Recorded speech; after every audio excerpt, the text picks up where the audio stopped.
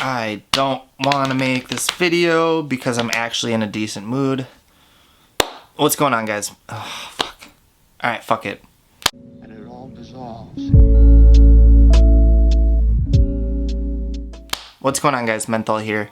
So I really didn't want to make this video only because I haven't been depressed for a while, and I feel like talking about depression will kind of open up that can of worms and I'll start dwelling on it. But I'm just gonna do it because I feel like once winter comes around, I feel like a lot of people get into that depressive state. And luckily so far, I haven't really gotten into that. I haven't really been sad. Every time that I think I'm going to, like I start to isolate, I have my roommates that fucking bother the hell out of me and you know, I get distracted. But I know a lot of people go through it. I've gone through depression almost my whole life, ever since I was young, being an only child. And I realized that, you know, people with siblings, they kind of, like, I'm not saying that they can't go through depression, but I noticed, like, a lot of my friends, they would hang out with their brothers and sisters. It's like they wouldn't even have time to isolate and get in their own head and be depressed. So for me, you know, my mom was flying all the time. I was at different people's houses sleeping there for half the week, and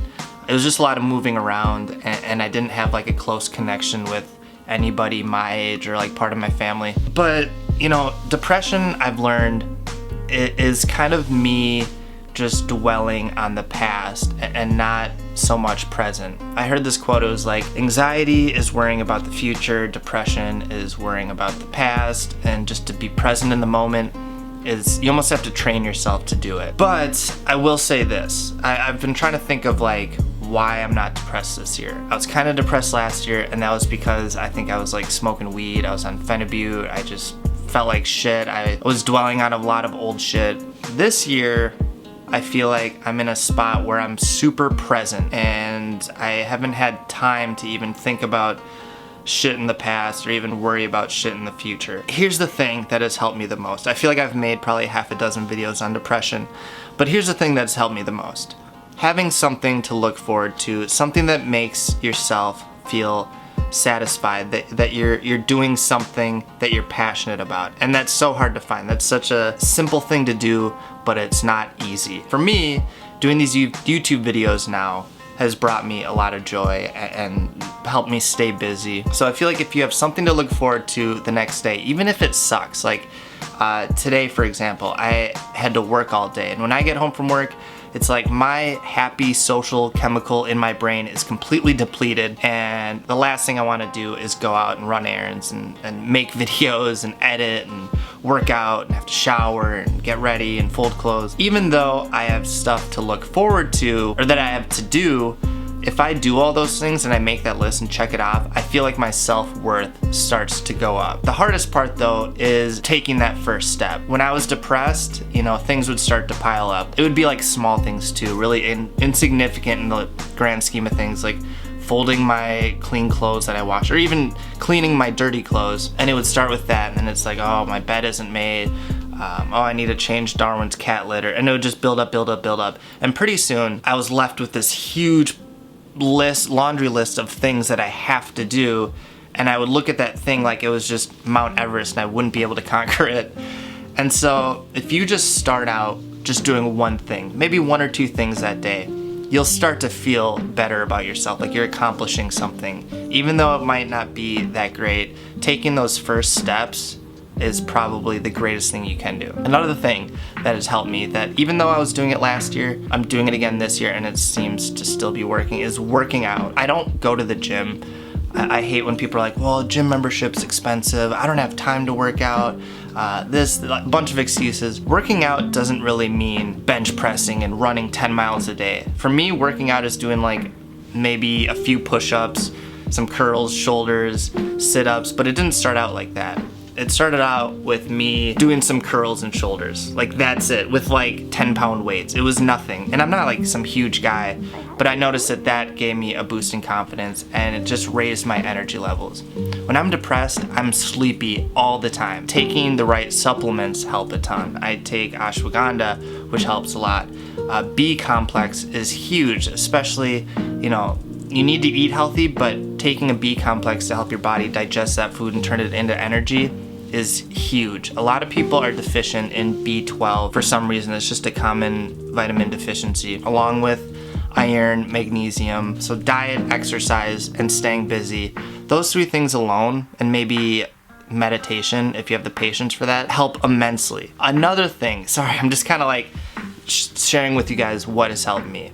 So what has helped me is not smoking weed all day, or ever for that part. I know people are out there that can smoke weed all day and they're fine and they're not depressed and mopey and lazy, but for me, I get depressed, anxious, lazy, complacent, so I avoid that. I avoid things like that. I haven't even really been drinking lately.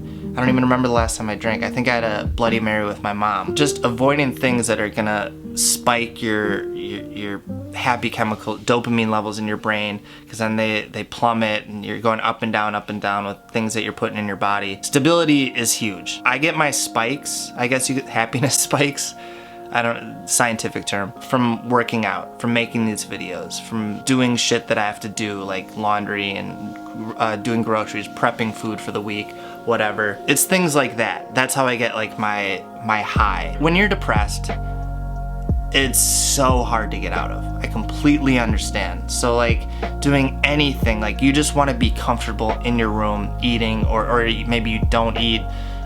Maybe you use humor as a defense mechanism. I did that for a long time. I still do. There's so many symptoms of depression. But when you're in it, it's like this thick mud that you just can't get out of. So I completely understand that. But just start by doing one thing. Maybe going for a walk. Put on some music, go for a walk, even if it's just around the block.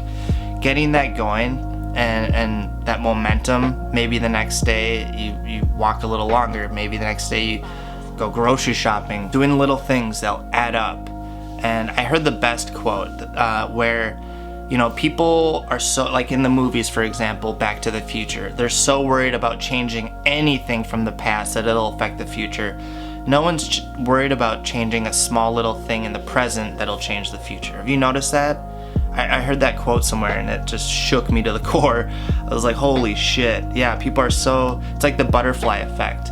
If anything changes in the past, it affects the future in a crazy way. But people don't realize that doing something in the present will also drastically change the future in a huge way.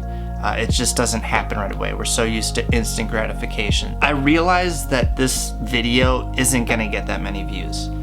Like I said, it doesn't have kratom in the title. It doesn't have phenibut.